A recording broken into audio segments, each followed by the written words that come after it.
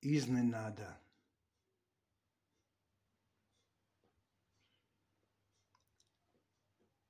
Ljubav me nova u godinama zrelosti iznenada stiže.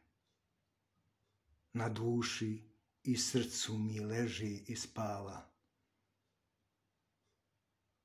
Iznenada došla je sama, ni sam ne znam otkuda. Teram ljubav daleko od sebe, a ti možda sad u ovom trenutku sa suzama u očima na mene misliš, sakrivena u nekom napuštenom, iznenadnom kutku. Pokušavam da ne mislim na tebe, da sebi kažem mogu ja i bez nje. Ali kad razmislim, u duši mojoj nema mesta za drugu. Ne želim da te uvredim, ženu koja iskreno voli, ženu svetu i milostivu, ali tvoja ljubav mene snažno boli, jer daruješ mi ljubav,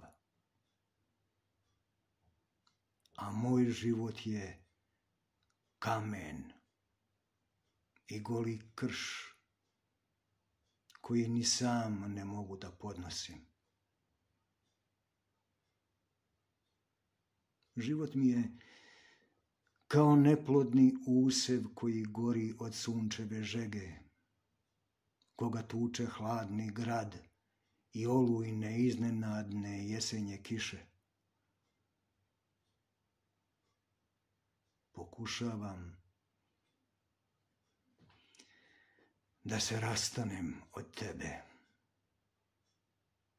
ali od tih pokušaja mnogo sam umoran i bled, kao mesec žut,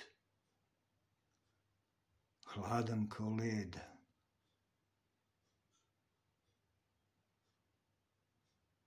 I tvoj život je pun snage i mladosti nevine, a ja udišem vazduh pun očaja i čame. I ako hoćeš da ti život stameno potraje, ti se, draga moja voljena, jednostavno mene mani. Draga moja, nemoj da te život iznenadi, jer mladost i ljubav brzo venu i večno ne traju. I sve tvoje misli i spisak devojačkih želja sve teže mogu da se objasne, jer je to muka koja će da te prati do večnog groba.